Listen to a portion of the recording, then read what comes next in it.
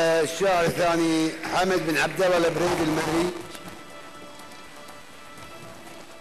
السلام عليكم. وعليكم السلام. صبحكم الله بالخير. نور. أقول من عاش في الدنيا ما يملك له طموح انه يصير. من عاش في الدنيا ما يملك له طموح انه يصير اسم على ذان الخلايق مندرج، فاسمعها يبقى صغير في نظرة العقال لو عمرها كبير. والناس في الدنيا بحسب اخلاقها واطباعها احد يبي لا راح ما حد يذكره الا بخير، وحد مو يشبع من الدنيا وقلبها جاعها، ومن يستغلون المناصب في حوايجهم كثير. كم واحد نفسه لجل جني الدراهم باعها، لو فكر الإنسان في الدنيا وموتها في الأخير في ذمتي ما تغرها الدنيا وزيف إقناعها. الناس في الدنيا نظيف إحساس أو بايع ضمير، والنفس يغريها الهوى والضايع اللي طاعها. روح الوطن زين العقل نبض الوفاء حب الأمير، من حطها قدام عينه يبشر مرجاعها. سلامتكم. صح لسانك. صح الله بدنك.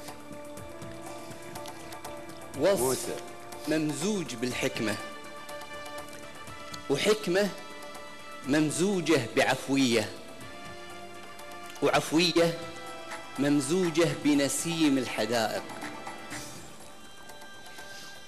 حمد كتب قصيدته بحرفنة، محترف في كتابة القصيدة وفي الإلغاء أيضا. الناس في الدنيا نظيف إحساس أو بايع ضمير، والناس يغريها الهوى والنفس تغريها الهوى والضايع اللي ضاعها. الناس في الدنيا نظيف إحساس، شوف التعبير، اقترن الإحساس بالنظافة. جمال ما بعده جمال، أو بايع ضمير، شوف البيع مع الضمير. والنفس يغريها الهوى مرتبط ارتباط كامل مع النفس. حمد انت رائع. كان ربي يسلمك. شكرا. اعتز فيها. شكرا يا رمى. يا اخي بقول لك ابو نايف انك بتاخذ الدور عني. تسرق الاضواء. ابو مشعل انت صرت اخاف. لا طالع. خسرك. استاذ خالد. هلا ابو مشعل. حمد مساء الخير. مساك الله بالنور. بدخل في النص وكل ما قرأته في النص التقاطات سريعة أتمنى أكون وفقت فيها. في النص قدمت نفسك كشاعر ابتداء بالبيت الأول، ما راح أذكرها طبعا، مر على الإخوان اقتصارا للوقت. فيه من الحكمة والموعظة الكثير، صورة لانعكاس صدى سمعة إنسان. الإنسان هذا سواء موجود أو رحل مجرد طاريه يعكس صدى ذكره الطيب وفعله بين الناس، وهذه أعتقد من قمة المراجل اللي كل إنسان يبحث عنها.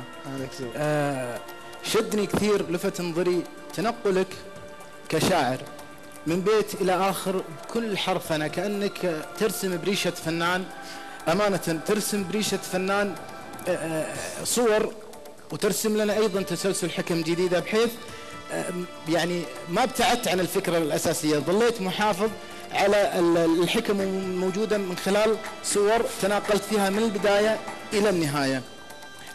لما عند قراءة النص أو لما أي شخص يقرأ الأبيات يجد يعني الأبيات السبع الموجودة في النص، يلاحظ نقطة مهمة جدا، اللي في كل بيت حكمة، وجود حكمة وأكثر من حكمة، مقلفة بصور، فيها من الصور الجمالية الكثير، من المحسنات البديعية أيضا، من التورية، من الصور الجميلة. طبعا النص في مجمله حمل صور دمجت أو جمعت ما بين المحسوس والملموس، من الصور المحسوسة والملموسة. هذه أيضا تحسب لك كشاعر، إلقائك وصل لي أكثر من قراءتي أيضا، أنا قرأت وصل لي إحساسك وجمالك من خلال نصك.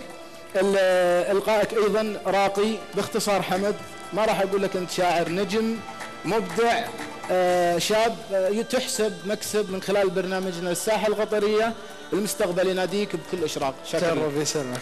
ويشرف برنامج درب الليوان انه يكون بينه موهبه مثل حمد. ربي يسلمك يا حسن. لحظة يا ابو مشعل. لحظه يا بقايا الليل، لحظه ما بقى بالحين لحظة لا. نسيت انا ايش درى. لا تنسى تكفى يا ولد. لا مرة ثانية. حمد بن عبد الله البريدي. مرحبا. النص أكثر من رائع حقيقة، يعني أنا تفاجأت بالنص بقوة وتفاعلت مع النص بقوة. ولو عندنا وقت الآن، لو عندنا وقت ويسمح لنا المخرج، عندك وقت؟ عندنا وقت. إذا نعيد النص يا حمد. عيد النص يا حمد. عيد النص يا حمد. حاضرين.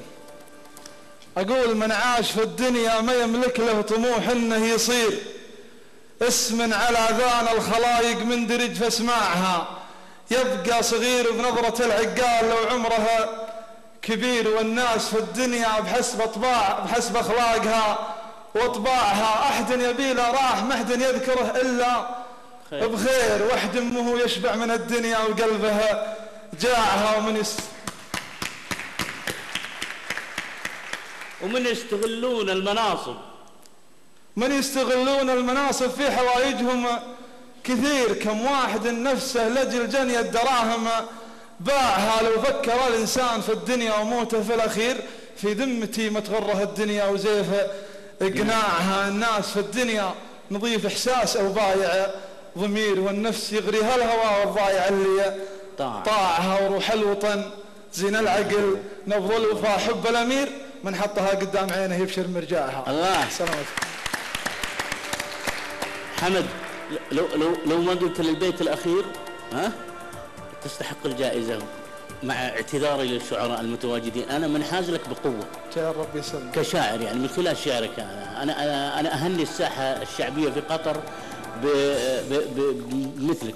ربي يسلمك. شهادة وتزفيه يا جهز. طول عمرك. شكرا يا أبو مشعل.